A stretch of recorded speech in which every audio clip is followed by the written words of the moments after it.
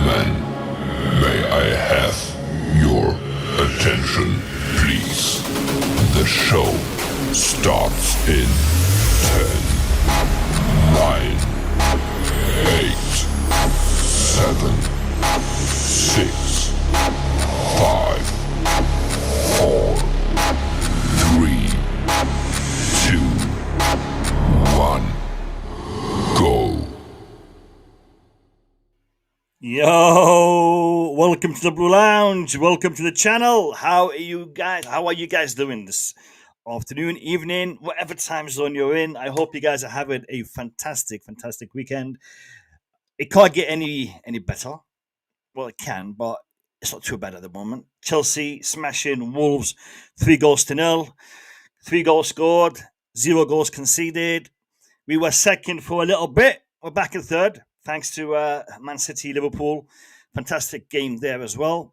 But Chelsea are in a title race, apparently. Well, that's what some are saying. We're going to be discussing that tonight. We're going to be discussing the game from yesterday. We're going to be discussing the players, Estevao, Garnacho, and all the rest. Please do me a favor. Do me the honor. Let me phrase this right. Do me the distinct honor of hitting the like button and subscribing to the Blue Lounge, as my friend Matt would always say. And if you don't like what we're saying, please roast us in the comments in the chat as well. Big up to you guys in the chat. Big up to my panelists. Big up to you, Matt. How you doing? Yeah, I'm good, man. What a weekend of football, right? Not even just the Chelsea game. Like, the whole weekend of football was wicked. I can't wait to talk about it, man. Buzzing. Big up the chat. Big up yourself, Mo. Big up Nee. Big up Kai. Big up. Yeah, Doku teared the new one for Liverpool today. Yeah, no, it's been a great weekend of football. Nee, Blue Clouds Media, how are you? How you doing, Baba? And I think you're on mute. Nee, you're on mute.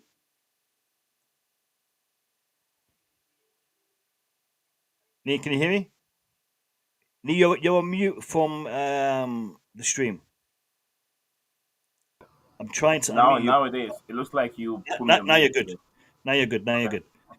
How All right. how you doing, Baba? How you I'm doing? doing all right. What a day or yesterday a day to watch football. I was on my butt side since morning watching Chelsea ladies at 7 o'clock my time in the morning. At the same time watching was it Spurs Man United or something like that.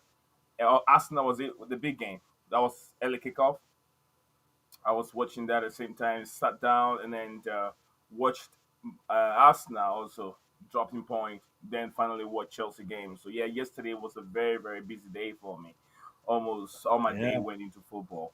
So yeah, what a day! What a day! what a We day. started very well after the international break, and we ended very well going to another international break. Yeah, Chelsea no, are back. fantastic, 100%. And Garnacho, your boy, did well. We'll get into that in a minute. Kai, how are you? Behind the dugouts, how you doing? Doing good, man. Doing good. Thanks for having me back on again, Mo. Big up the chat. Big up the panelists. Yeah, it was a good weekend all around, not just for us, but teams dropping points. We're back into the top four. It annoys me that we've got a 2-week international break now, but it is what it is. Yeah. We'll wait for the real football to come back. But Yeah, obviously for you, you've got, you know, different yeah, ties. You know, yeah, yeah. we're England are already through, I think, in I think terms. so. Yeah, Yeah, so so it's yeah, one of those. But yeah. I've got an intense couple of weeks on the international stage. But yeah, we'll see what happens. We'll see what happens. Club football, you can't replace it. International football is beautiful, fantastic, but club yeah. football is the daily grind, I guess. Big up to everyone in the chat. I see Jackie in the chat. I see Cole Palmer. Please smash that like button. And Jackie, I'm going to give you a task for tonight. If you can keep us updated with the likes on the stream, I'd very much appreciate it. Keep us updated every 10, 15 minutes. Just let us know what's going on in regards to those likes. Really appreciate it. All right. Shall we start with the big win? Or was it a big win? I mean, 3 goals against Wolves. It was expected, wasn't it? I mean, was Yeah. it really Not that much of a surprise? not really. It was expected, but not really. considering the way we struggled against them during the Carabao Cup. So I wasn't expect. I said 3-1, but I never thought we are going to keep a clean sheet. I think Nee's just kind of hit on it. Like, we were expected to win the game. Winning the game isn't the reason to be excited about it. It's about all of the little narrative stories that happen throughout the game in terms of attackers showing up, defensive solidity looking like it was there after what has been a reasonably inconsistent period. Do you know what I mean? It's like, yes, it was a 2-point Premier League Wolves, but just looking at Chelsea, there were things we saw yesterday, especially going into an international break in the top four, that we can be excited about, I think. Yeah, no, I agree. I agree. It was a much needed performance, and we ended another sort of international break in the right way.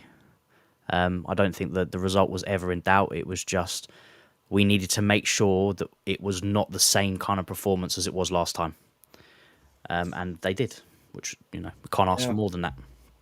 I mean, for me, scoring 3 goals, brilliant, fantastic. But what really impressed me was the way we defended yesterday, and I think that clean sheet wasn't just the fact we didn't concede, but we defended well yesterday.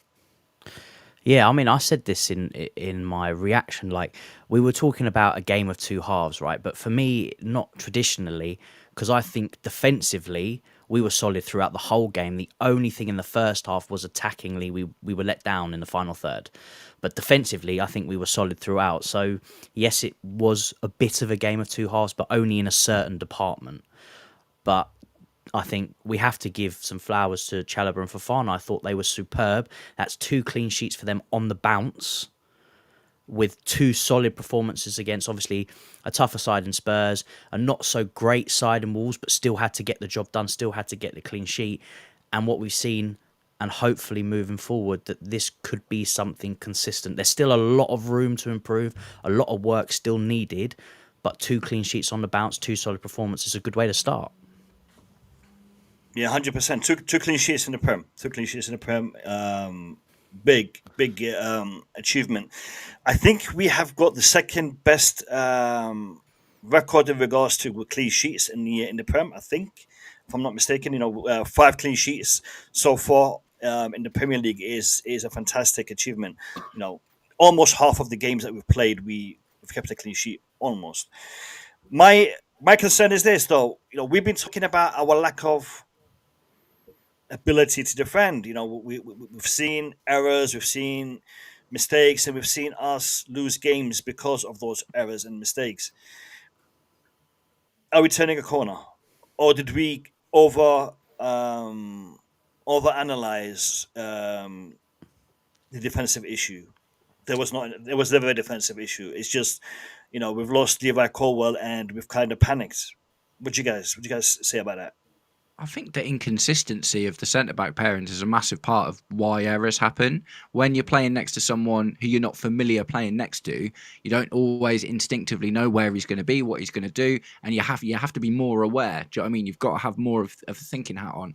So I know it's only 2 games, but Trev and Fafana have now played 4 games together this season, which is next to Tyson and Chalobah is our next best lot of consistency, and you'd have to argue that Fafana's a better defender than Tosin Adarabioyo is. So I think we are just starting to see the results of what happens when the people with familiarity breeds, and after playing together for such a time. So yeah, I think there are a lot of the errors that we've had. Some of them were silly. Some of them can be attributed to just individual moments from players, but also some can be attributed to that inconsistency. So the fact that we're starting to see and as well the midfield of Caicedo and Enzo Fernandez. That's our most used midfield pairing as well. So we've got a familiar centre-back pairing with a familiar midfield pairing. Gusto plays a lot. Cucurella is always on the left. Do you know what I mean? I think the errors will naturally start to fizzle out once these guys are getting more used to playing with each other. I would say that I don't think that we overreacted and did speak about the defensive problems. There's been defensive issues since day one before the Premier League started. I'm sure you, I, everyone here was asking for some kind of an experienced centre back because once Levi Colwell goes down, who else do we have? It's been a question mark all day beginning when the season started. But then I wouldn't take anything away from the boys that played yesterday's game in terms of our defensive unit, especially the center backs. Tosi, no, not Tosi, Chaloba and Fofana. Wolves, Wolves put a little threat in there, but they managed it. They defended very well, just like Mo said. It wasn't a game that we could say that Wolves were bad. Wolves were so bad. No, they put up a fight, but it was our defensive unit that stood their ground to prevent Wolves from hitting Chelsea. They had a few chances because if they are that clinical, they could have got the goal, one or two goals, but they were not that clinical as clinical as Chelsea is. But then, yeah, the defensive issue has been there from day one. But kudos to the boys that played yesterday.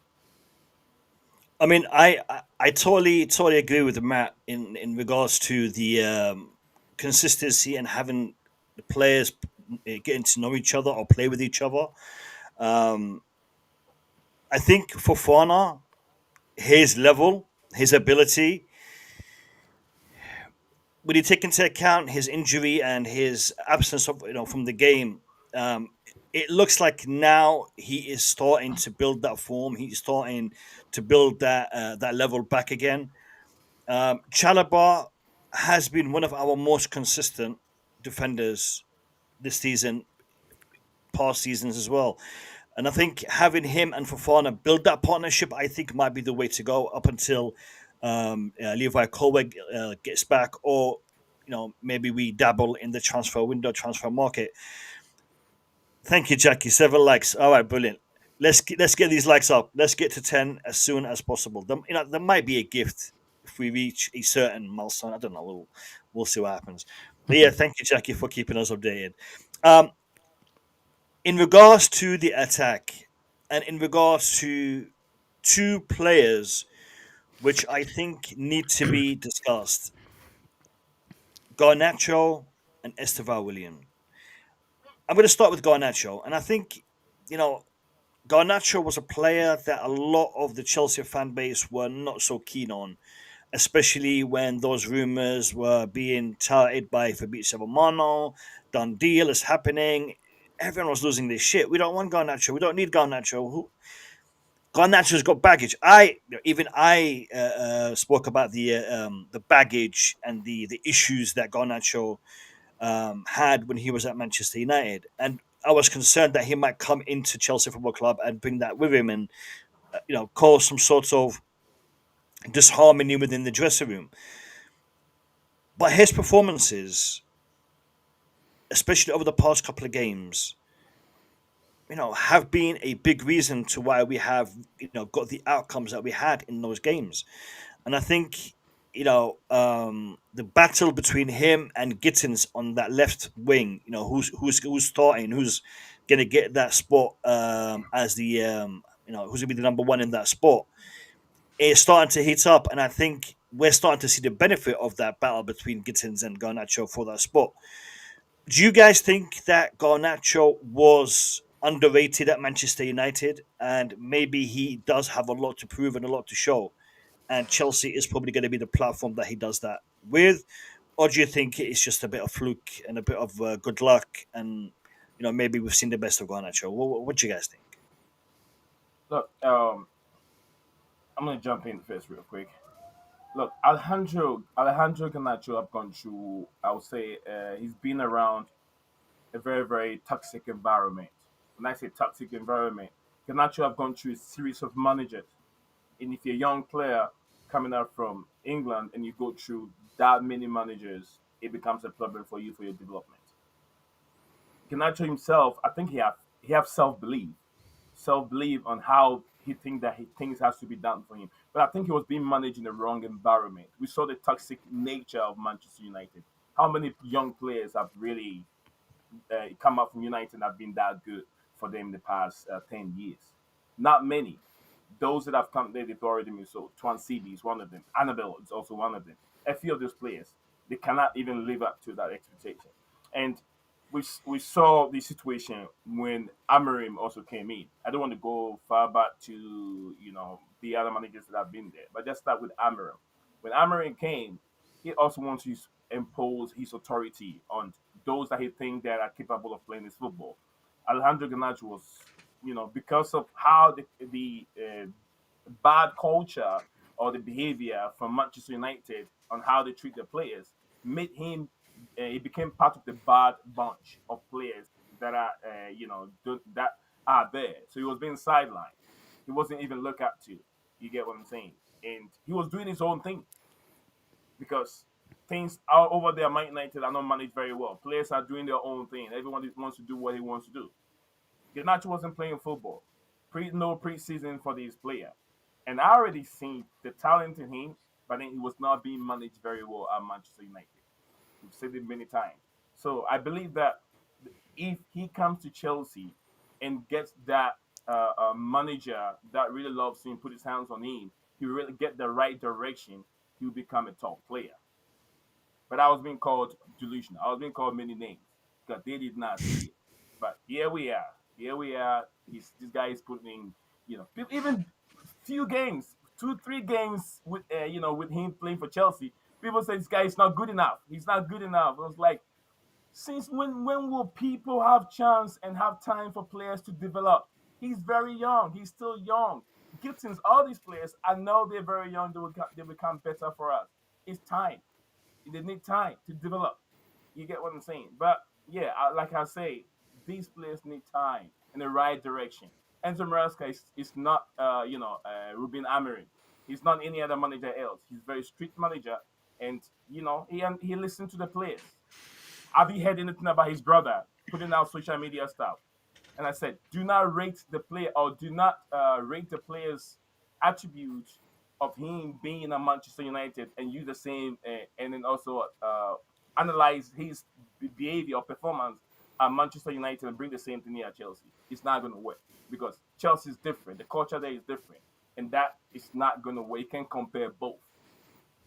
So that's where I'll end it. I think that, yeah, a lot of Chelsea fans really, really, really underrated the player and did not want to give him the chance. Sorry, before you jump in, Matt, do you think Garnacho is better than Gittins?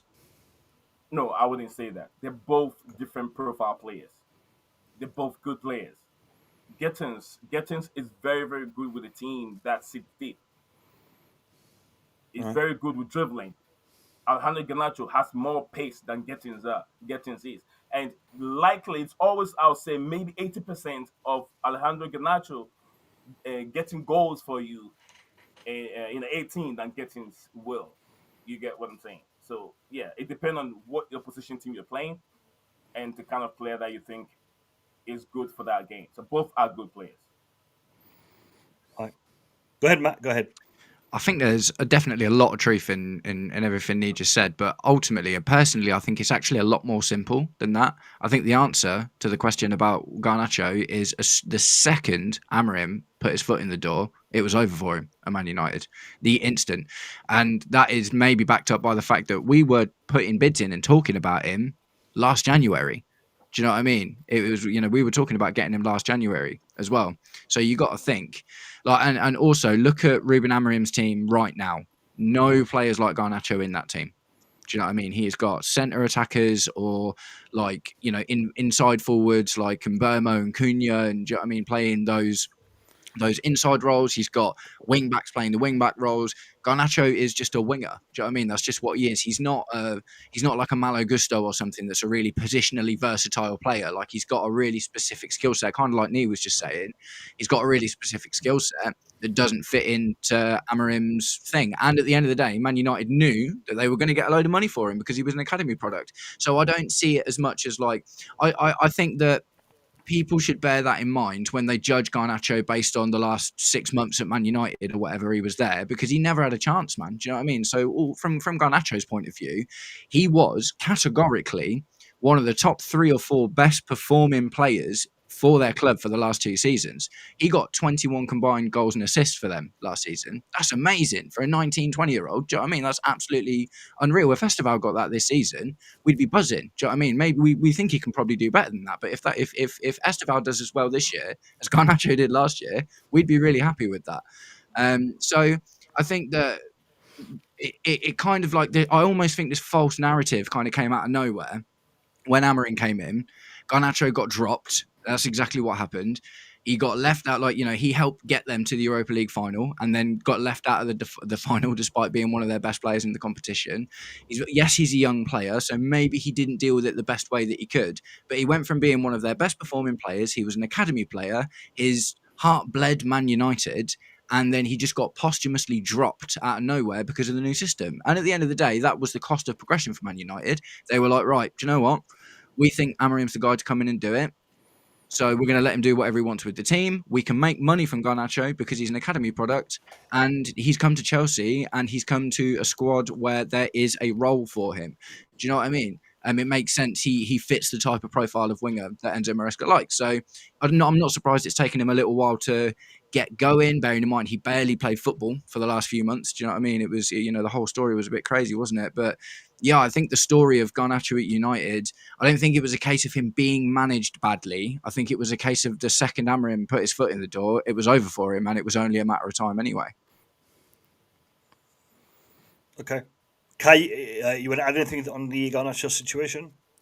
No, I think what these guys have said, I've sort of kind of got through it. Matt is exactly right. I think it was just Amran already knew what players fit and what didn't, so it was kind of easy to change it as soon as he went in.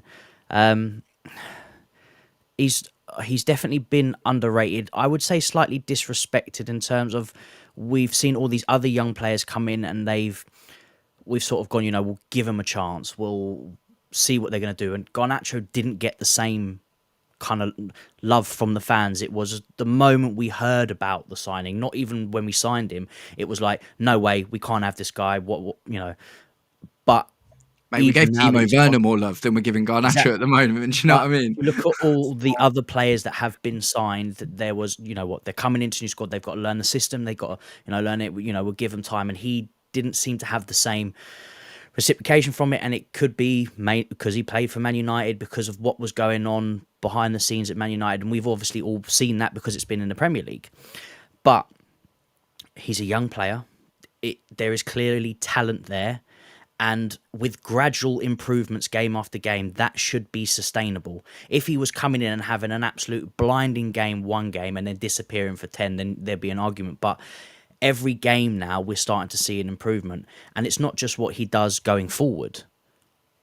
I think he works incredibly hard for the team. Obviously, he had that lapse of concentration when he first played that first game. I think it was Brentford, was it? That he first got his first appearance. But his defensive work, you can see he's tracking back, he's supporting Cucurella in the left back position, and that is vital for how Maresca wants to play. He requires his wingers to not only provide going forward, he needs to track back and work defensive, hence why Pedro Neto is probably one of his main starters, because of how hard he works defensively. And Garnacho has that, and you sort of, when you look at him, you saw him at United, just like, is he do that? Is he too arrogant to do that? We've seen that it's not the case, that he will work hard for the team and he will provide goals and assists. There's you can sit there and look at him how he was at United. You think he's just going to come and he's just going to be this selfish player that's just going to shoot from anywhere. I mean, we can all talk about, remember Sterling when he went through 1v1, he had a player next to him refused to pass and shot, and we all thought maybe that Garnacho was going to have that same kind of head on him. But it looked like the team. Kai, you mentioned something which is literally what I was about to say, as my next point in regards to Garnacho, and that is the disrespect. Do you think? I mean, from what I'm seeing, it is mainly on social media where he is being shown that from the crowd, from the team. He's getting on with it, and they're showing him the support. They're showing him the appreciation when he's on that pitch. Yeah. What do you think, or what would it take for this to change in regards to the whole social media, or will it actually change, or will it just fluctuate? When he has a good performance, they'll all be clapping, and then it will change the next day. But it's going to come down to performances. Like any player, any new player that walks through the door, they have to perform. And if he keeps doing what he's doing and keeps providing assists and goals, eventually it will turn. And people will, the people that love him now will love him even more, and the people that don't love him will eventually come on side. If the player's producing, if he's producing stinker after stinker after stinker, it's never going to change. But I don't see that happening. for either him or Gittins, I see them competing and gradually improving, and they will start turning people. We saw how the people were reacting in the stadium, and to be honest, that's where it counts, man. When you're on that pitch, you've got the fans cheering your name, they're behind you. That's where it counts, because you're not looking at your Instagram while you're running down the wing, are you?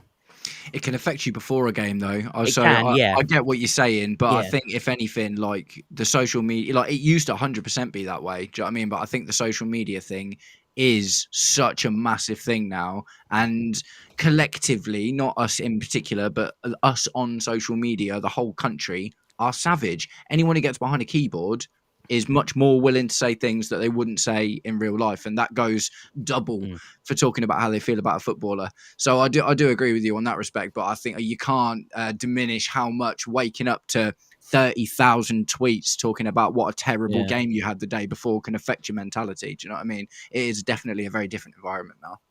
Another player. Sorry, I'll let you get jump on this knee first. But another player that is also having this is Enzo Fernandez. Enzo Fernandez is not very popular within the fan base, even though on that pitch he is a massive part of the engine that drives the team. His contributions have been fantastic. I mean, I've been looking at some of the statistics, and he is, his impact has been massive. But also, Enzo Fernandez will have one bad pass, one bad game, and all of a sudden, everyone will jump on him like a ton of bricks. And I'm just wondering, what is it about Argentinian players that riles people up? I don't know. I don't get Football's a reaction Look, sport, though. The hand of God, mate. Yeah. it. You said it. We'll never forget. R.I.P.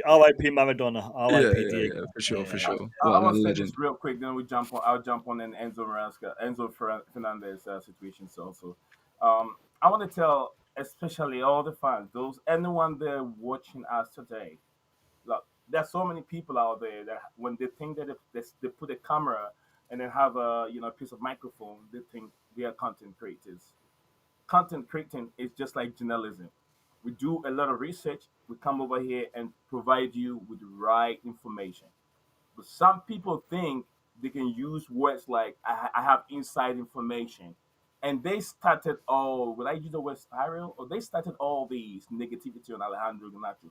Some content creators out there, they put up words like Enzo Maresca did not want Jimmy Gettins. Enzo Maresca did not want Alejandro Garnacho.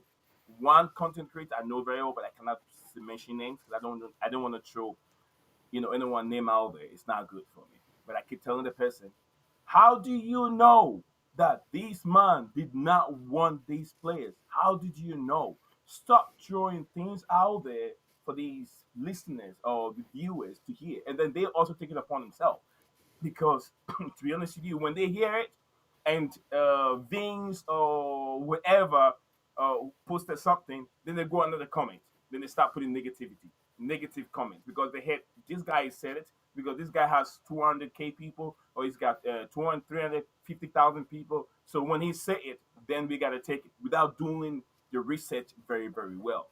So be very careful on who you're watching and who you're listening to. You have every right to make your own research and find out. If you realize that this guy is talking garbage, just walk away from there. I'll tell you the truth.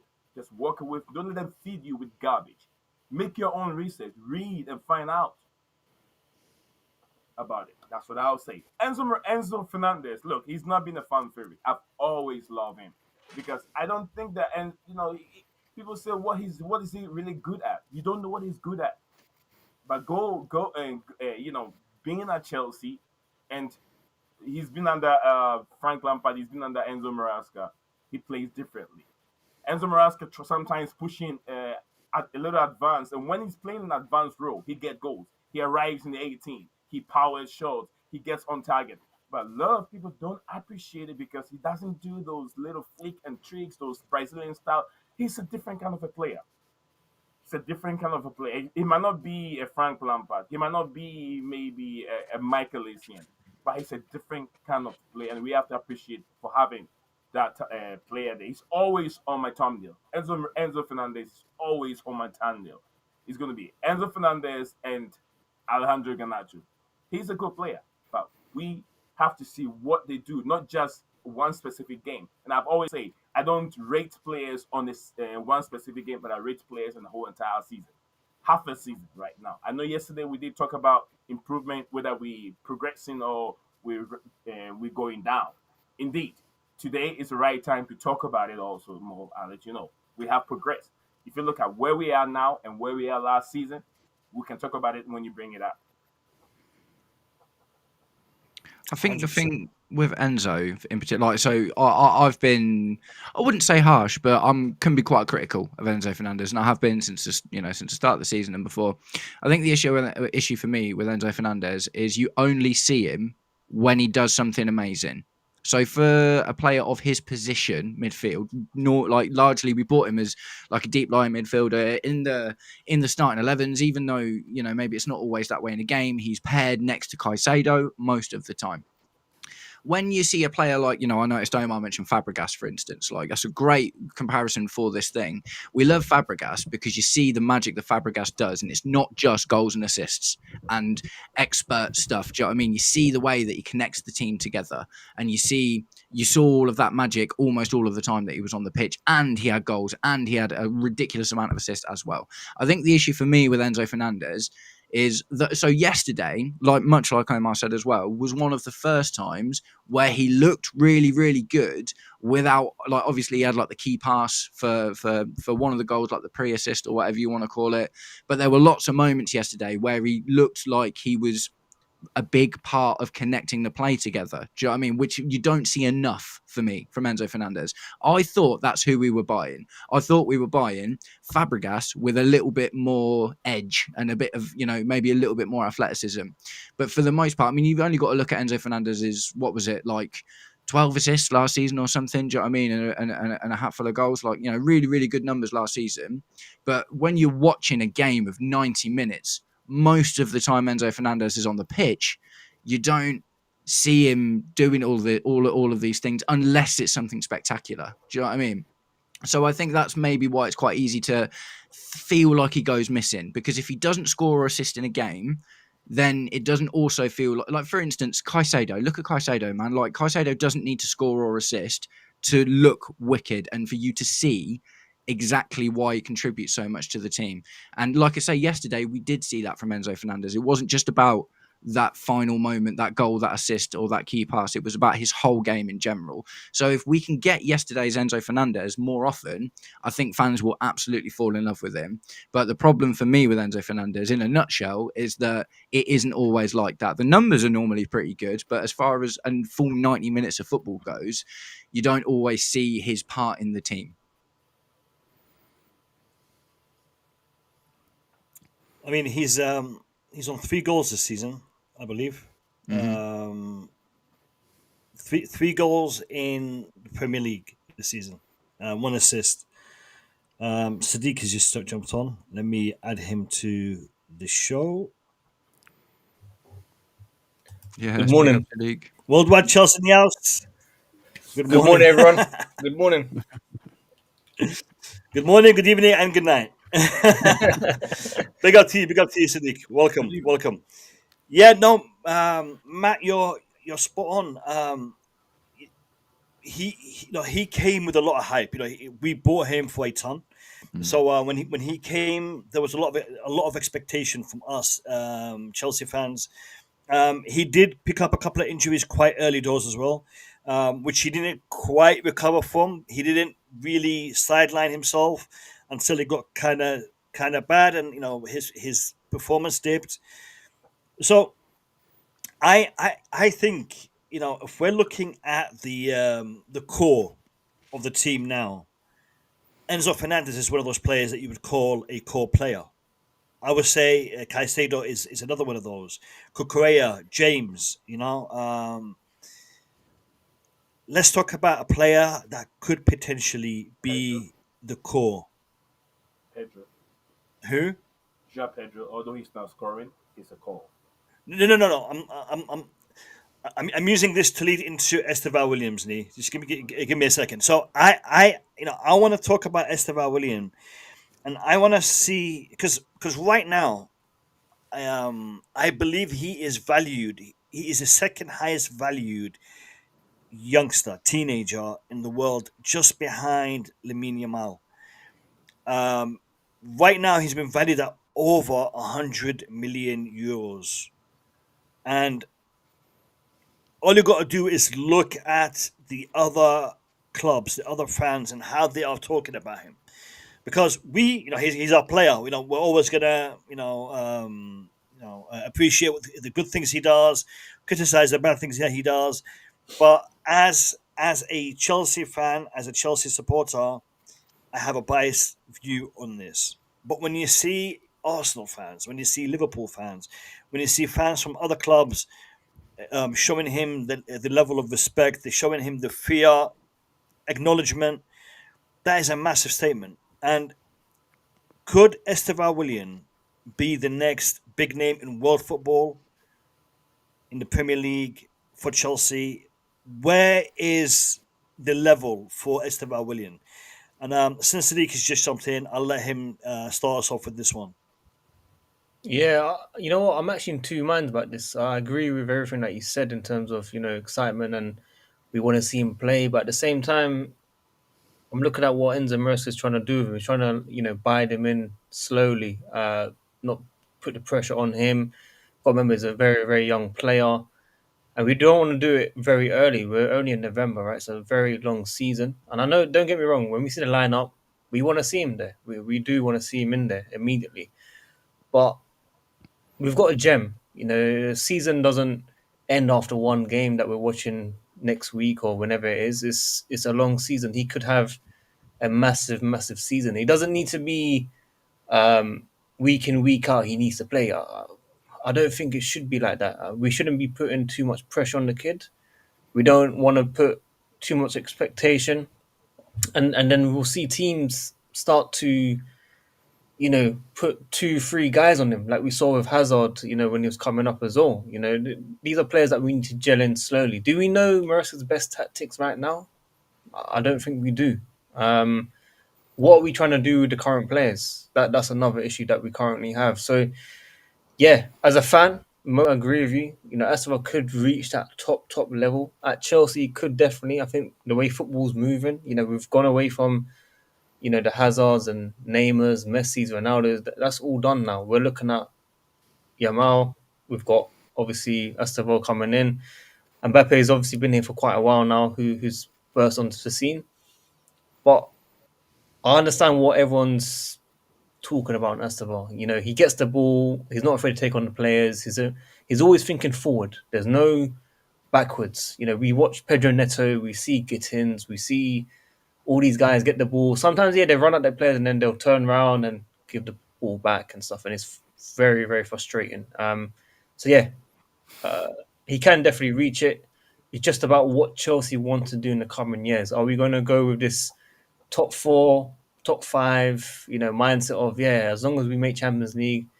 I need to see in the next couple of years Chelsea are pushing that top level. We want to see Mo excited and happy again, winning the title. We want to see the intro that Mo has brought on, the good scenes, the good vibes, him with his scarf on and stuff. We need to see all that again, right? We need to all be excited, and that's all down to the board, the people above the manager. I do think this season could go well simply because teams around us aren't as good as they've been. So I think Chelsea can take advantage, and we've got a very very good squad to do that, and Estevao will play a massive part in that. So it's a long game, guys. It's not a sprint; it's a marathon. Well said. Well said, Sadiq. And we'll talk about the expectations straight after we address the Estevao. But yeah, that is a massive thing, and other fans are talking about it. I know we are keeping it low key at the moment, but other fans are starting to talk about it. So we'll get to that in just a second. But yeah, I'd like to hear the rest of the panel's opinion on Estevao. Guys, I'd like to jump in real quick. Emil, I sent you a message a long time ago. I had 4 minutes. Oh, Found I something, haven't seen it. I apologize.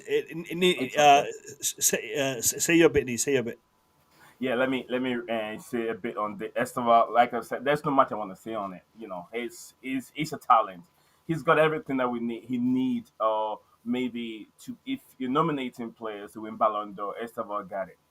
The reason why he's over 100 million is he's very young. If you want to buy him now, you're buying talent, you're buying age, and all that. And he has got all the full package. He's not scared to take a player on. And no matter what you do, he will still take you on, and you're gonna end up following him with that penalty or whatever. He is a player.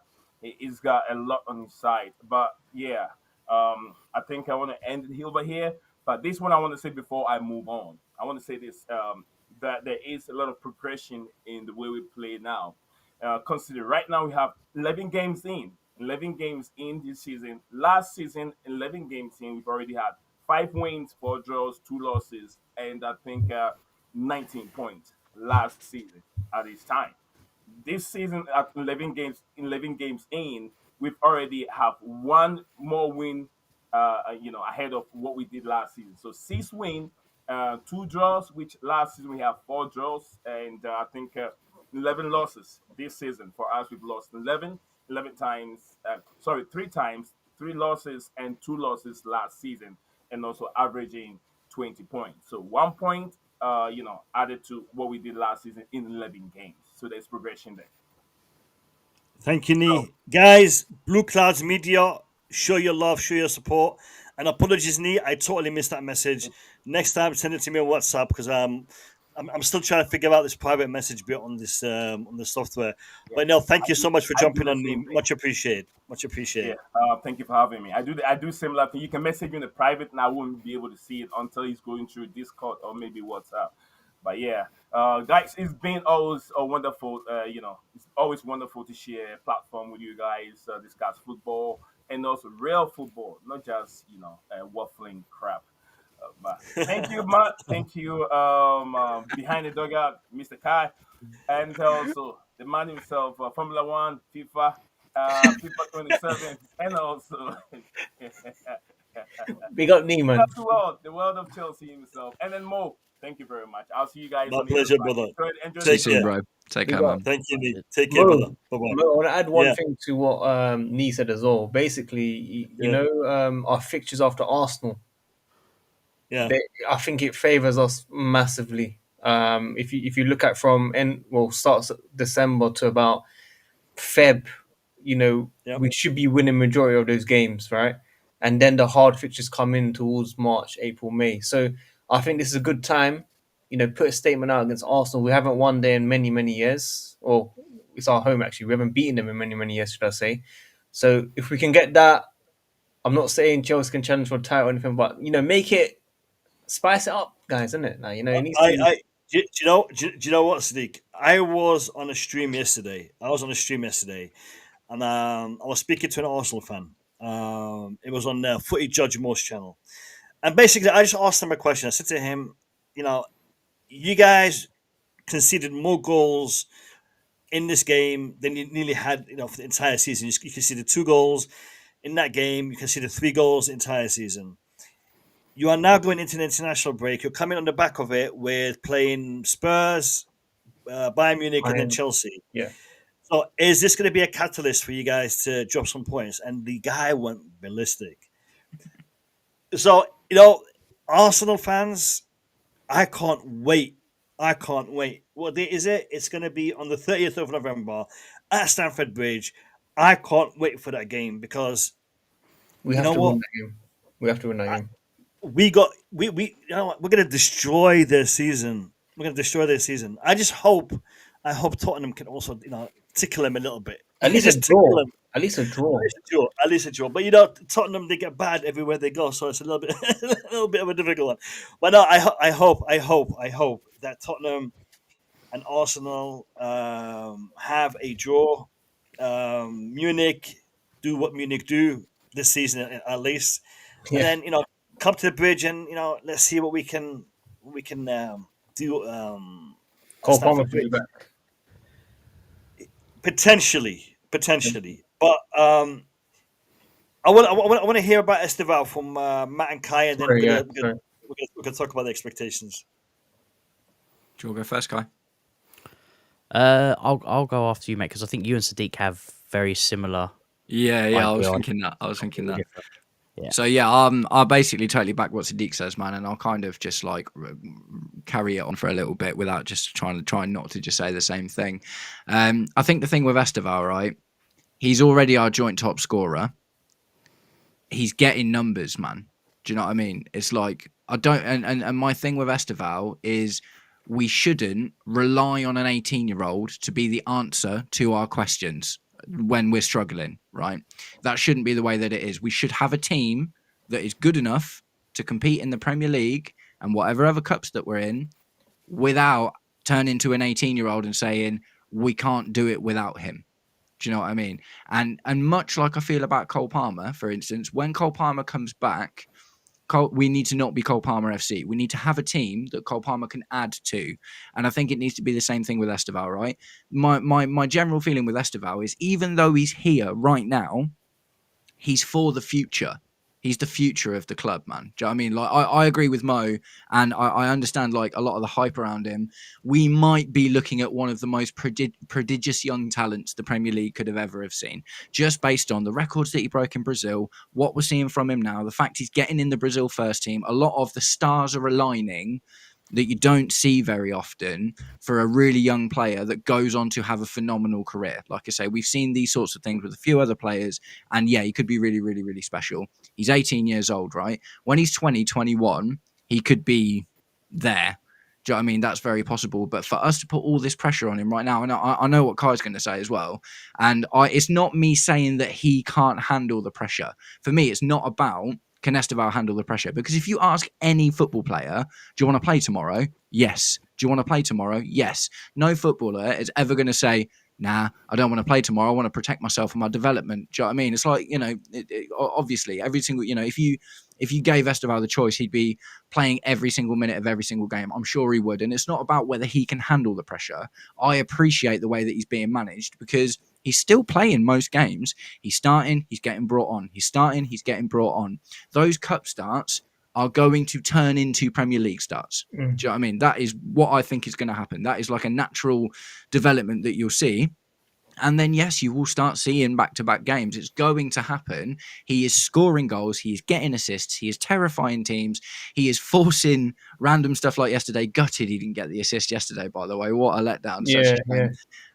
But at the same time, he's doing it, and he's doing it better than anyone else in our team at the moment, the way that he's being brought on. So I don't see the need to play him more at the moment, apart from putting the team first and not his development first. Now, obviously, I want the team to do well, but ultimately, I'd also think it's a bad idea to rely on an 18-year-old to be your spark of magic that gets you through games, because I think that that's something that could burn someone out after a while, and we've seen that a couple of times with very promising young players in the Premier League as well. Matt, do you agree with this statement, Matt? Is this the kind of level do you think he's at? Yeah, honestly, it's difficult not to get too excited and not to get too biased because he's a Chelsea player. But yeah, man, I actually do. Do you know what I mean? I genuinely believe that we might be looking at the next big thing. And I'm trying to stop myself from getting too excited because anything can happen. Do you know what I mean? But at the same time, he doesn't look uncomfortable. He doesn't look at Jamie Gittins and Alejandro Garnacho. They're older than him and they look like they're struggling more than he is. And they've been in, Jamie Gittins is English. Garnacho has been in the country for years now. Look at, Tyreek George. Tyreek George is older than Estevao Willian and he doesn't have that same presence and that same confidence and stuff. Do you know what I mean? When he gets on a pitch, he doesn't see age differences. He doesn't see experience versus non-experience. He just sees the game that's in front of him and he plays it as if he would play any other game. And I absolutely love that about him. So yeah, it's like I say, man, it's difficult not to get too caught up in it. But I think if we treat him the right way and if we let him develop naturally, just put him in the right games when it's the right thing to do. Do you know what I mean? I don't think we've lost games that we would have won had we have started Estevao Willian.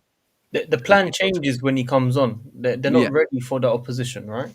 They're not expecting that. So it is something different that we see for Chelsea. Usually, we need magic to happen when it's a very boring game. We saw in the Conference League final where Cole Palmer got bored of the tactics and decided to do what he wanted to do, right? Estevao is that guy that comes on and changes them. To Mazda 93, it's not about whether he'll be playing both games. Obviously, I want to see, Yamal against Yeah. Estevao. We do want to see that. So that's the game that I would want him to start, and maybe Arsenal, doesn't start maybe. But if he does start both, Yeah.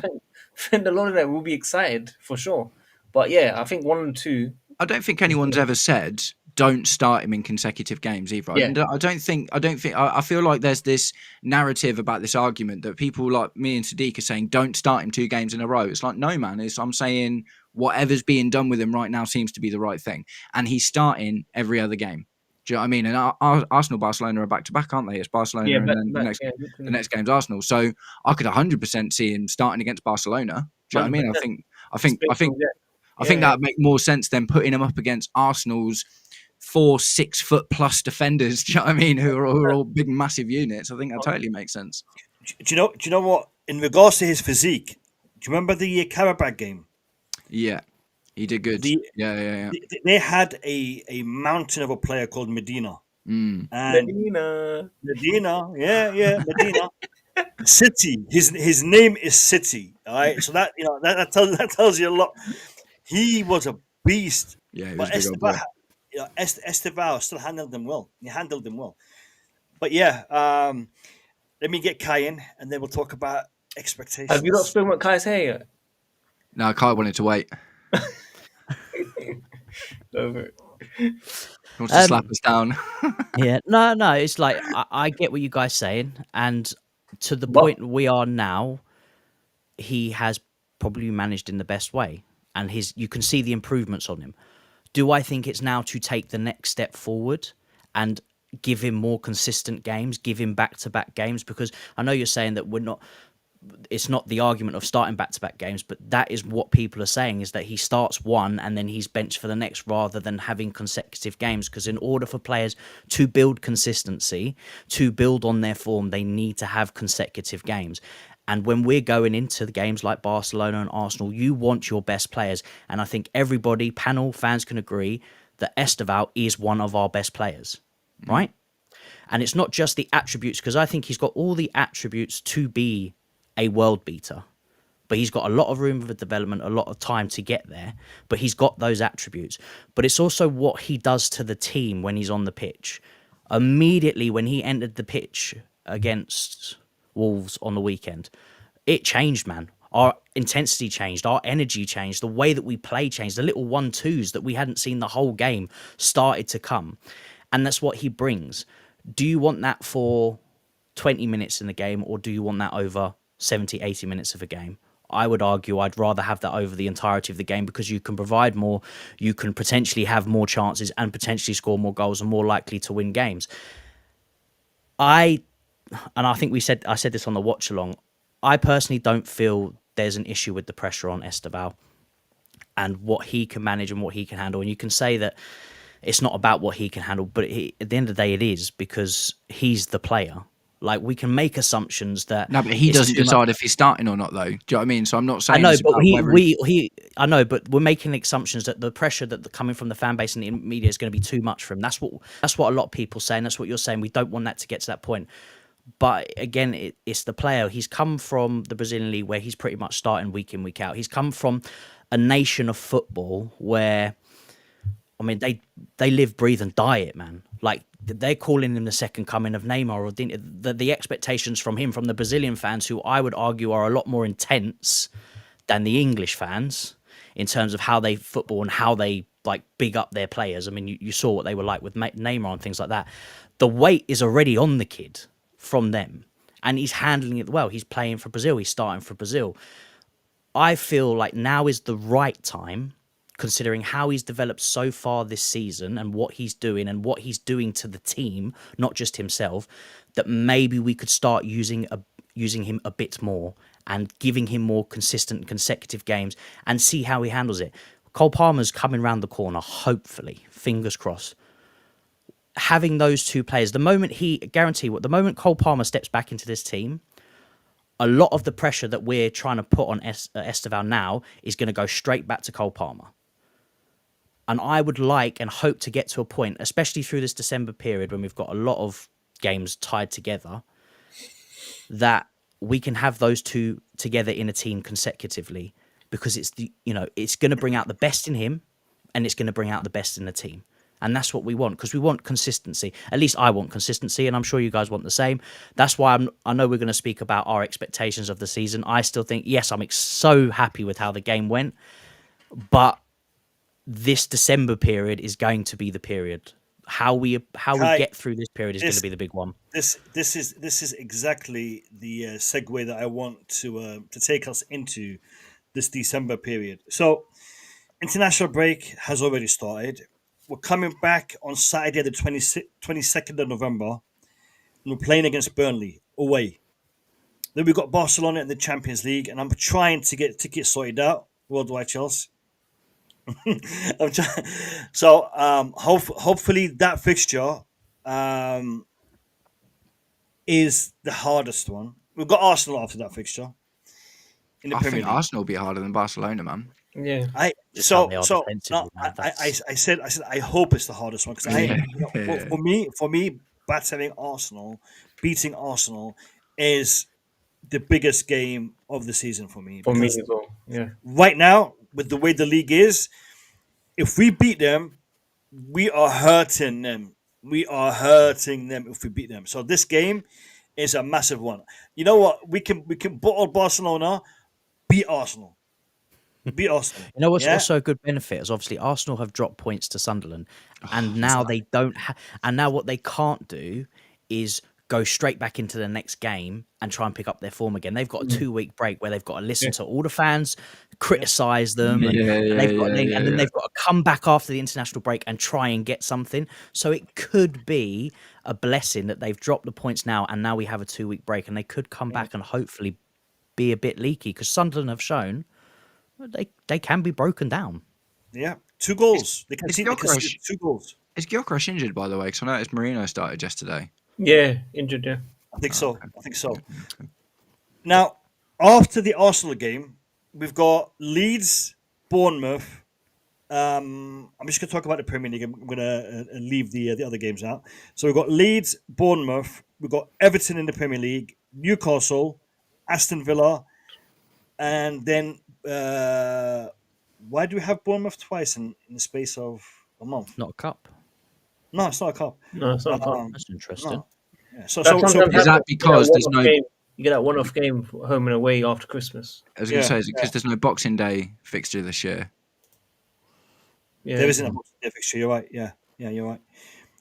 Yeah, so we've got Bournemouth twice, and then January 4th we're playing Man City. Man City, that's the one. So Yeah. that's the big one. So really and truly, we have got a relatively easy, not easy, but relatively Yeah. easy fixtures Running.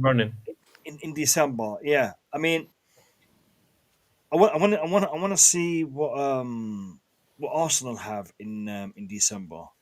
I don't know about easy, man. Winnable, definitely, but I don't know. Yeah, that's what There's I quite a mean. few When you teams in mean there with no you blocks. mean comparing against opponents of like no, not Yeah. I no, don't think any game in the Premier League is easy, but easier.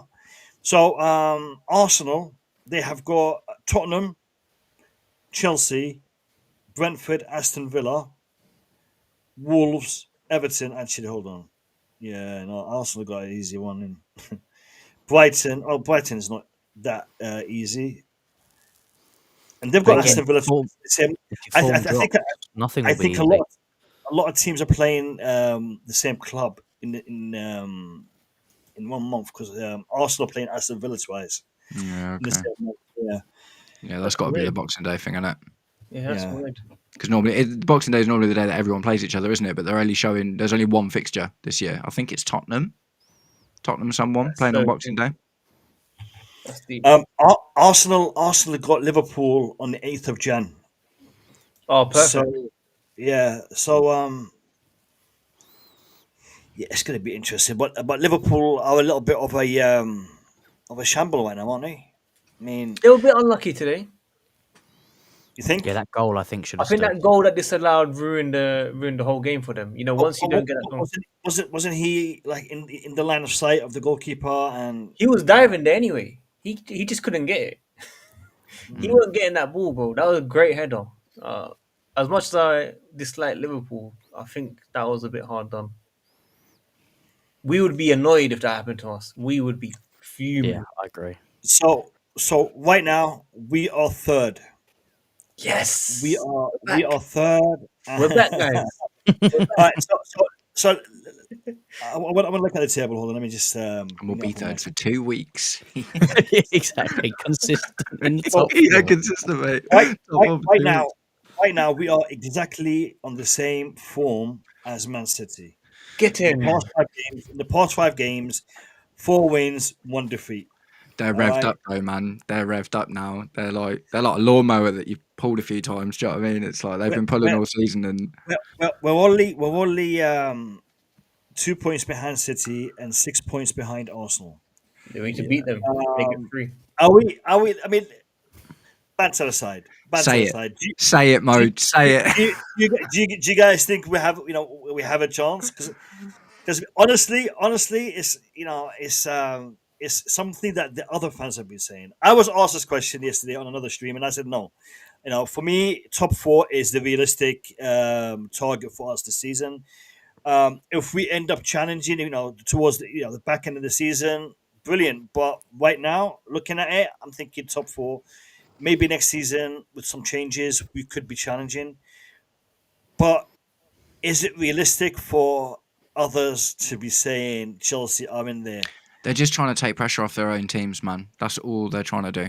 It's absolutely not. It wasn't realistic last season when we were second in December. Like, it wasn't realistic to say we were in a title challenge there. I don't necessarily agree with what Maresca did coming out and saying in public. Do you know what I mean? You got to G your boys up. Do you know what I mean? Like, I didn't agree with him, but nah, man. That's just Arsenal wanting to put the pressure away from them because they're on top. Do you know what I mean? And it's Liverpool trying to deflect pressure, the fact that they were champions last year, and do you know what I mean? And it's silly, man. It's a silly narrative for the rest of the other teams to get away from the pressure because for But me, Matt, it's obvious that we're not going to challenge this season, man. Go on, look, go on. Matt, after every game, we're either frustrated with the performance and stuff.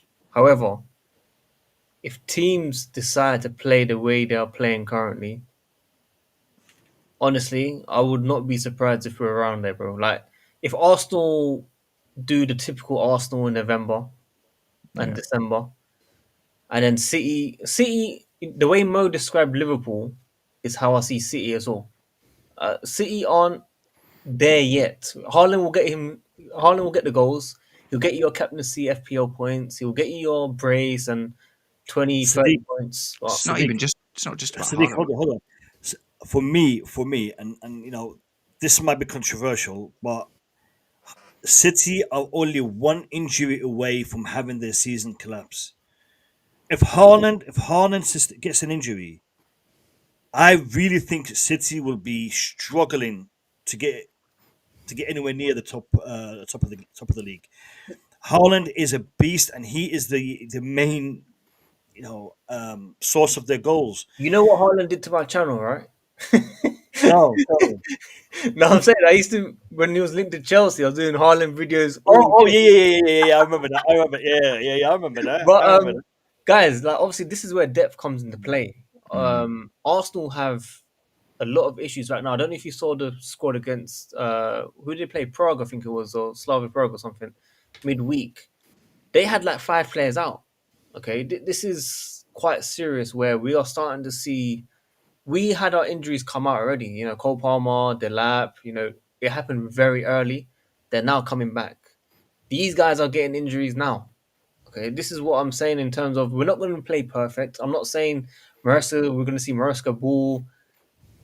I'm not saying any of that. As long as we get a win, 3 points. As long as I see Mo happy in the comments. As long as I see you guys and Kai with a new trim. As long as I see all of that, I'm good. Okay, There I'm is not expecting one. us to play perfect. All right. What is Maresca ball? What is Maresca ball? Because I'm hearing that a lot. So What is Maresca Maresca ball? ball is when the camera goes to him on the seat where he's sitting. He puts his legs up, or he sees a girl in the stands, and he scratches his balls. Because Maresca ball for me is playing Cole Palmer when he's injured and it's pissing down with rain. Maresca ball for me is we get a red card, park the bus, even though we're still in there with a chance to win the game. Maresca ball for me is not a thing. I give it with sorry. I'll give it with Conte. I'll even give Lampard his flowers and Tuchel, but Maresca Mo, ball. don't you think we've been through majority of our bad luck already this season? I hope so. I don't There's think that's only how luck one works, player. man. No, There's no, I only don't one think player that's that how I luck think if works. we get Matt, injured. it does. Honestly, I Mate, think teams. just to back off what you were saying about Arsenal and injuries, man. It's like we are playing 4 players in all of our Premier League games and most of our big games now that are on the precipice of injury every single day. With Moises Caicedo, Enzo Fernandez, João Pedro, and now Pedro Neto as well. So yes, you talk about like we've got Cole Palmer coming back, we've got Liam Delap back now. We'll get Levi Colwill back one day, and yes, And I don't agree with you. and But don't mate, forget Fofana and yeah, James. yeah. Do you know No, what I mean? And mate, they're just one these boys tackle away aren't. from it. Yeah, These boys aren't even training every day. Do you know what I mean? They're Guys, literally not even training every day. So I we don't wouldn't need hold on them. to that We lucky don't need star them. just yet, mate. We've got Gusto. We've got Gusto. That goal he scored, Gustino, mate. Gustino. Coutinho. guys. His goal got me excited. Like Zappacosta's debut goal against Yeah, Carabao. mate. That was a beautiful goal, man. I love Uh, that goal. It was Italian definitely cafe. a cross, but yeah. But no, I just think like for me, it's like I feel the same now as I did at the start of the season. I think that for me, finishing either 4th or 3rd a couple of games, 2, 3, 4 games before the season is over would be massive progress for me. To not have to do what we did last season and go into the last day and have a scrap with a Nottingham Forest to get into 4th. Like that, if we do that, then there's no progress. But for me, 3rd or 4th, decent cup run, reasonable performance in the Champions League, that's progress. Fill out the big holes in our squad next season, goalkeeper, centre-back, maybe midfield, because obviously our midfield is becoming a bit of an issue. And I do genuinely believe we could be easily on for a title challenge last season if players like Estevao and our new wingers and all of our young guys have got a season's experience behind them. I feel like we're kicking on for next season to be massive. I genuinely believe that. But I can't see it for this season, man.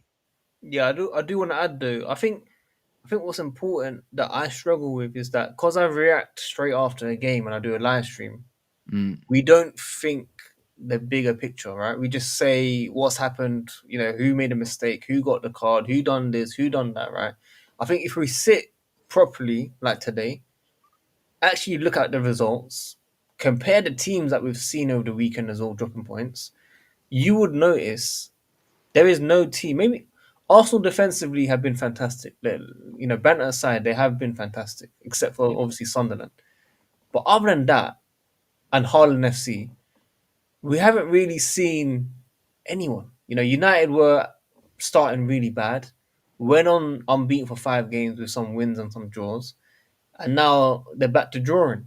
So But we're flip flopping as well, man, because we're the same. It's too early in the season, man. It's like every single result changes the table so much right now that it is impossible for me. Even looking at the table right now, it is impossible to say that is how the makeup is going to be. Like Sunderland being where they are, like as much as I would love Sunderland to continue having an amazing season, Nottingham Forest were in the same position last year. Do you know what I mean? So I think that we're too early in the season, and 3 points changes like 3 or 4 positions at the moment. What did we say on the stream yesterday, Kai? We had a look, and between Between ninth and and second, it's like there was 3 points.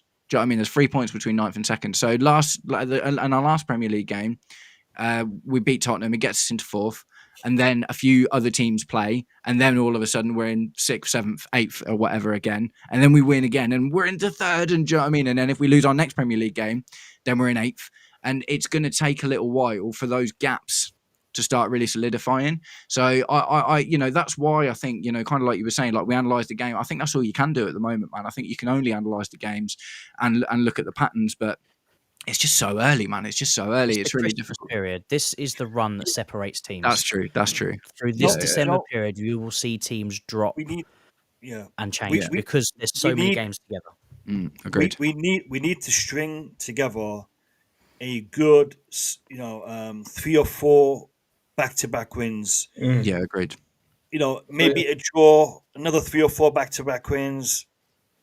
If the issue we have is we're not able to consistency. We spoke about this a lot. Consistency in our results, not only in our performance but in our results. You can't. I wouldn't have an issue in us having a poor game, but we get the result. We, for us to get a result, we have to have blinders. We have to have good games. It's the battle, the grind. Those of you who are into gaming, a lot of gaming nowadays has a lot of grinding. You got build these coin tallies.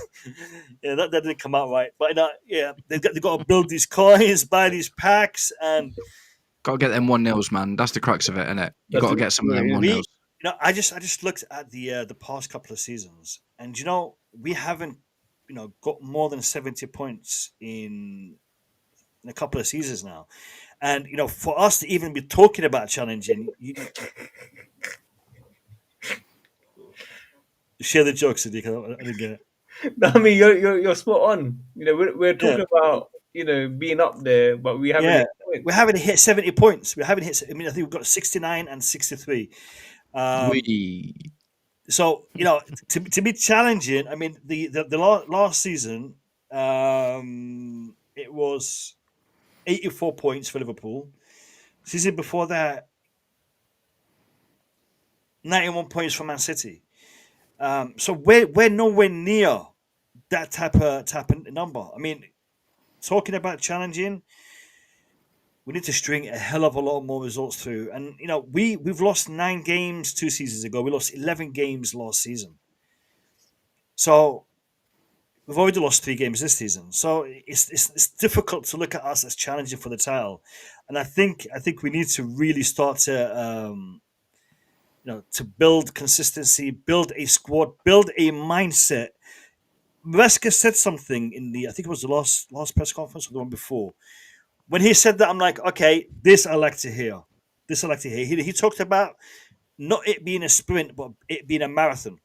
And you got to play, you got to play the games with that kind of mentality. Yeah, that is the mentality for a league title. Look at it as a marathon. If he can do that, if he can address that within the squad, within the mentality, and if you guys saw the Malagusto interview after the game yesterday, the way he was talking about the team, he was talking about the respect that that is built within that dressing room. Those are good indicators, that something is being built. Let's see how this translates into the pitch, into the season. We've also had a restart in terms of the attacking line this season again, because it's a complete overhaul. Like every attacking player is. If we had these players last season coming into this season, we would probably do a lot better. But because we're now left wing running situation, the whole man. front line, brand new players, and they've got to learn the system, they've got to learn the teammates, they've got to learn everything. So it's like a massive restart. And I hope going into the January and the summer that we don't end up overhauling it again, because we'll be in the same position. We need a bit of support again. We're getting goals from all across the pitch as well. So we're not just relying on one goal scoring outlet, which I think it puts us in good stead, because if this geezer isn't scoring, Malagusto will chip in. You know what I mean? Oh man, Gustinho. Brilliant, absolutely brilliant. I'm so happy for him, man. That's the happiest I think I've ever. No, that's second. The second. It was Mikel was the first one for me. When Mikel scored, I was buzzing. I couldn't believe it. I was just like, oh. But yeah, Malagusto. Oh mate, it's one of them, innit? It's like I always sigh audibly when he shoots. I'm always like. He gets in good positions, though. He gets in good positions. Exactly. I hope we've been like, there's a lot of moaning about Gusto being in those positions, right? Because he don't score nothing. Now he's going to get in them even more. That goal was basically giving him a lease of life. So he's going to turn into a striker at this point. The thing is, man, I don't need Gusto to get loads of goals. He just needs to get some. If he can score like 3 or 4, this I put it season, credited. Yeah. in the entire season, brilliant. Love that. The thing is, it wasn't just a goal; it was an important goal because that is Yeah. the goal that turned the game Opened it around. up. Because Yeah, you know, true. we were attacking, nothing was happening.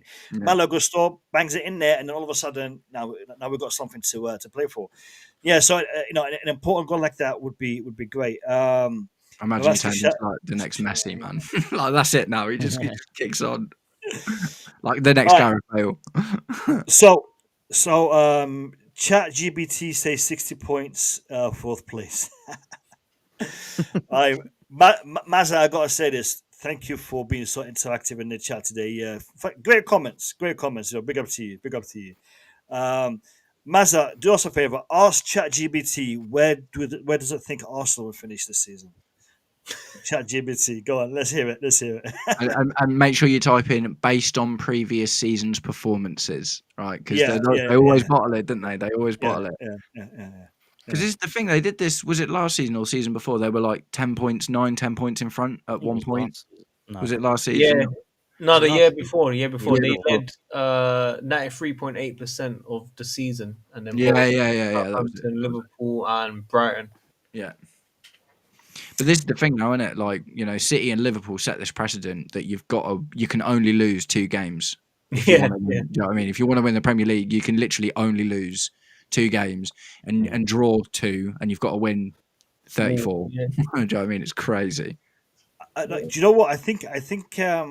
City lost. Sorry, Liverpool lost 4 last season, and City lost Well, 3. it was 3. by recent year standards, it was actually a reasonably low tally last season, wasn't it? You said It they was got bad. 84. It was bad. Yeah. Like if 84, they won wasn't if they won at 84, like only 4 years ago, City got 100, and basically every season in and around that, it's at least 90, isn't it? 90 became the The 2 standard. that Liverpool won was the pandemic, and then this one. Yeah. So it sums up the quality, right? I mean, the quality is shocking, literally shocking. The years they won it.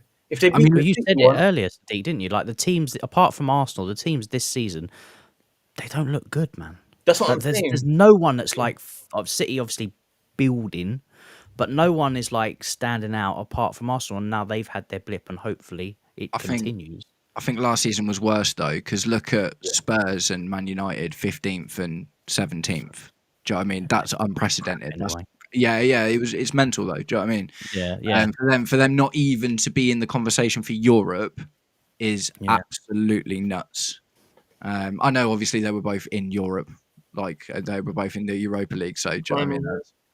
That's how they've managed it this year. I want to divert a little bit. I want to divert to Liverpool. What's going on with Liverpool, man? I mean, they are shocking. They are shocking.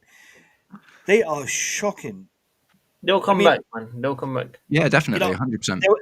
They were unlucky, but they haven't been doing anything this season. They've already lost 5 games. Mate, they've changed half their starting 11, man. Do you know what? Liverpool haven't drawn a single game this season. They've either won them or lost them. Nice. Literally 6 wins, 5 losses. They've got half a new defence, brand new attack. Salah's obviously, it was going to happen at some point. Do you know what I mean? Salah was going to start dropping off. I just completely expected Liverpool to not maybe struggle as much as they are, but to not just absolutely walk it again this season. And the thing is, like, some of the players they've brought are from Germany, and we know what it's like when you buy players from Germany. Do you know what I mean? We tried to tell them, doesn't work. I think the Liverpool fans have been super harsh on Slot, man. He won the Premier League. Do you know what I mean? Literally, to say that any single Liverpool fan thinks Arne Slot wants to go out, I think that is absolutely wild. I think he won the Premier League at a canter last season with a squad that he didn't have to make many changes to. Half of that squad is gone for one reason or another. Do you know what I mean? And there's some tragic reasons as well. It's not an easy thing to deal with. That maybe some of that weight is still in the dressing room. Half of there was the whole Trent thing, which will have caused problems. Do you know what I mean? There's literally like Andy Robertson is, sort of half being replaced with Kirkes, and you've got Frimpong, who's not really the same profile as Trent. There's so many reasons why it wasn't going to happen for him this season, Matt, man. do do you remember one thing that a lot of Liverpool fans and other clubs used to say was Chelsea bought their Yeah, success. Mm. yeah, yeah, yeah, yeah, yeah, That's yeah, the main message. That's What the did main they message. buy this season, man? Because yeah, they yeah, bought a mate. lot. They bought a lot Yeah, of players. No, mate. no success. Well, I don't get it. Verts as well, mate. Verts Jamie is Carragher. yeah.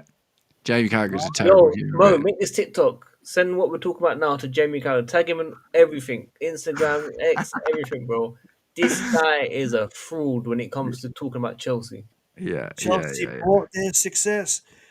Okay, And he tried to how many justify players did they Liverpool buy? How many six spending men? 500 million. He's always Yeah. like, "Yeah, Chelsea have spent 1 billion and the cap." And it's like, "Yeah, all right, mate." And TikTok you that, Spot TikTok on, that, mate. yeah. That's what I thought Carragher was in the room. Where did he come from? Jamie Carragher, I love Liverpool. But But yeah, man. you know what's annoying though? You know what's annoying? When I hear fans say, "Oh, it's easy when you spent this, that," yeah, Nah, mate. like it guarantees success. We've seen PSG, City, they spent billions and they took many, many years to win the Champions League, a lot longer than us, for Yeah. example. Yeah. United fans were dying for Qatari owners. Liverpool wanted new owners, and they want money. They want to spend money, which is why they hate on Chelsea. Now we've seen Liverpool spend money, and they're learning the truth. They are struggling to Arsenal spending see. money too, man. Arsenal spending bare money, and That's the thing. If Arsenal don't win the league this season, yeah, they fall in the same category yeah. Yeah, because they've spent loads of money and it's not worked.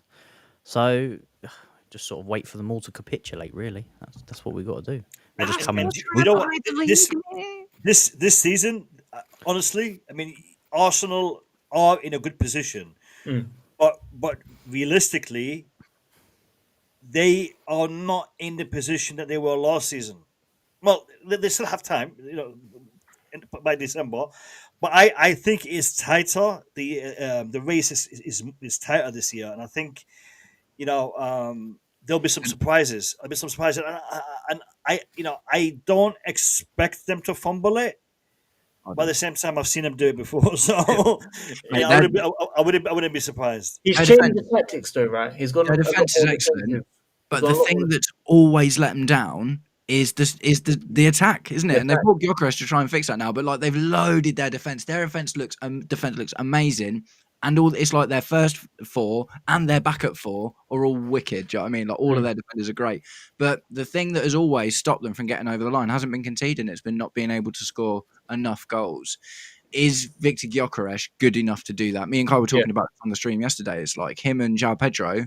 And we've been quite critical of João Pedro this season on the same goals. Just saying. Just saying. Just saying. I've also got a bet on that João Pedro is going to score more goals than Victor Gyökeres this season. So I really hope that happens. He will. I think so. But yeah. It's just Arsenal are rubbish. That's just how it is. All right. Okay, so slight change in the schedule of the streams. So moving forward, people, Blue Lounge will be going back to Sunday night streams for the international break because there's no match days over the weekend. So there will be Sunday night streams potentially over the next couple of weeks. Moving forward, I haven't decided yet because I actually like the Sunday night stream. I don't know.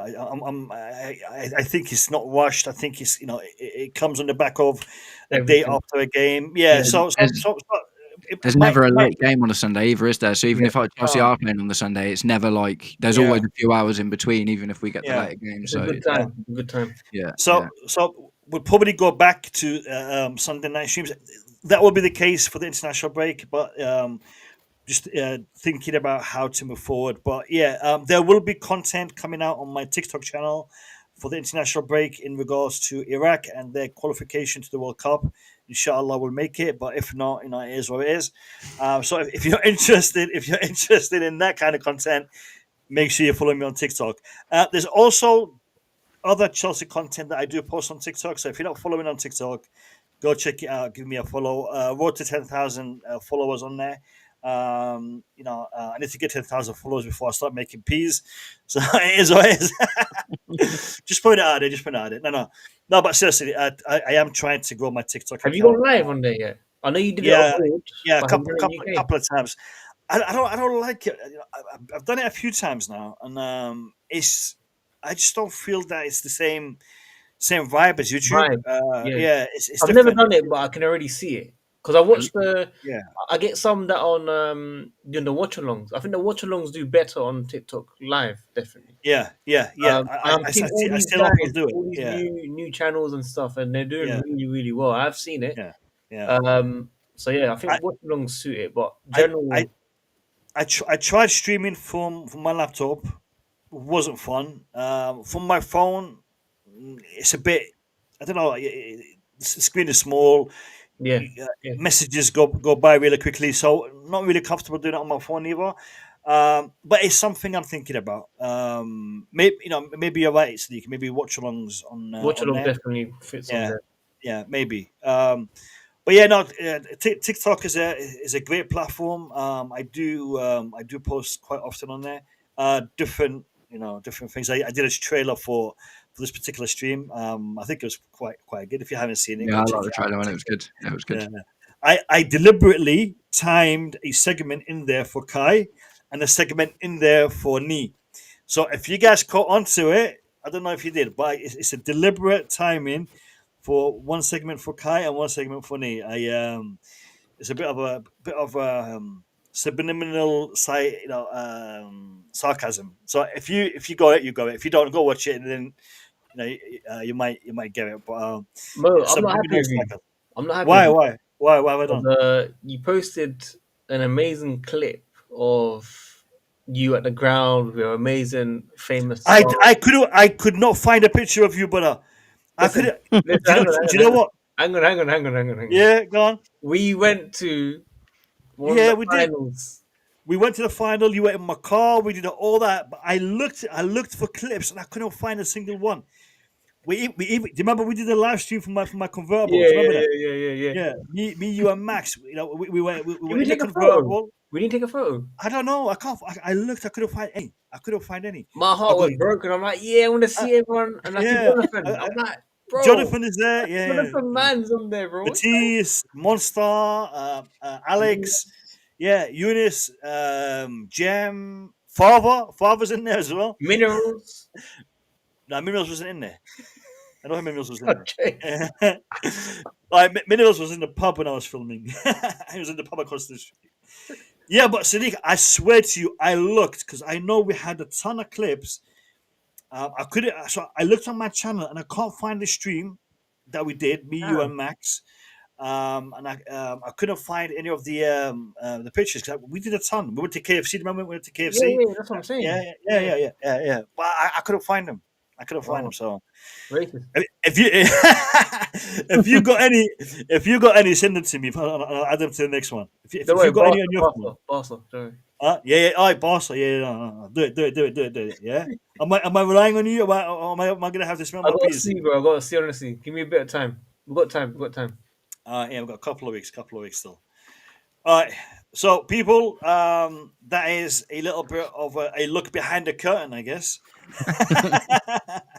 That's a conversation we normally have after we click in the stream, but no. Big up to Sadiq, Kai, Matt. Big up to Nee, who was here earlier. Big up to everyone in the chat. Jackie, what was the last count for likes? I don't remember. Did we hit 20? Did we even get anywhere near 20? The last count from Jackie was 18. 18. That was the last message, sorry. It might be more now. Yeah, so and by the way, Jackie, I have promoted you to a moderator. Yeah, as a thank you for all the support you have been showing and all the love you have shown the channel. 20, we have hit 20, fantastic. So Jackie, you're officially a moderator. Yeah. You're officially a moderator. So anyone who pisses you off in the chat, you can just time them out. Use the power. Use the power. Don't block anyone, please. But if anyone is getting on your nerves, you can time them out. But just don't block anyone. Blocking is only for me because the other day I checked. I've got like 20 people who have been blocked in the past month, and I'm like, what do they do? I don't know. I don't know block. So yeah, please don't You need block to see anyone. my block list. Well, my full block list Yeah. it rivals many channel subscription accounts. I've literally got a couple of hundred people in my Yeah. Have you got the my block spammers? list. Spammers, there's a lot of spammers on Bro, the there. spammers are the worst. The what is it? The Bitcoin and the financial thing and the Yeah, yeah. housing. If you're No, the but even solicitor, Chelsea community, when they made a fake accounts of like minerals or they made a oh, fake account of those, those, those. I've got. oh, I've got Those too are next many. level. Yeah, I got a next level, man. I've even there's even accounts out there that have called themselves Baggy something or another, Blue Lounge something or another. They've Wait, actually made accounts to wait. troll me. Baggy's you, right? Yeah, Yeah, yeah, I was thinking, wait, I remember that name. That's an yeah, old name. Baggy TV, Baggy man. TV. Baggy TV, yeah, Yeah. yeah. That's back in the day. Back So in the day. people create accounts, copied my name, and just to go onto my stream and troll me. But yeah, do you know what? I miss those days because remember we used to have like 10, 20 Yeah, people yeah. just trolling, and I'm I'll like, take that. I'll take that right block, now. block, block, block, block. Yeah, just come back. Where you guys gone, man? Come back. Yeah, no, I remember Monster used to get a lot of them, man. Lot, yeah. A lot He of them. came on my Twitch 4 days ago, randomly. Really? Yeah, because he followed the Twitch like from 2, 3 years ago, and he came Yeah, on one of my streams. I was like, that can't be Monster, and it was. Like he yeah, disappeared from YouTube, right? yeah, So yeah. Yeah. yeah, he said Yeah, he'll be no, in touch soon, but he's changed his life. He's not interested in I social. know. Yeah, he's got the IT route. IT IT route. route, yeah. Yeah. But no, Monster legend, man, legend. Great content creator. I love his personality and the way that he interacts. Great guy, great guy. I think he was one of the first content creators to come on the Blue Lounge. So shout out to Monster. Big up to him. All right, guys, we are about to end the stream. Again, thank you all for We being just here. started, man. We just started. Well, we started an hour and a half ago, man, and I'm joking. Do your thing, do your thing. so yeah, we'll be back on Sunday night. I'll be making more content during the international break on my TikTok.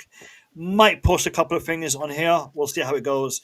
But please have that bell notification button turned on so you do not miss a thing.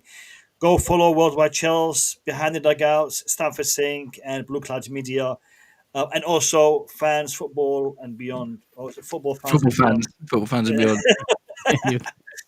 Yeah, so he's currently unavailable, but yeah, don't forget Lewis. Big up to him, and I'll see you guys in the next one. Take care, stay safe, peace Peace. out.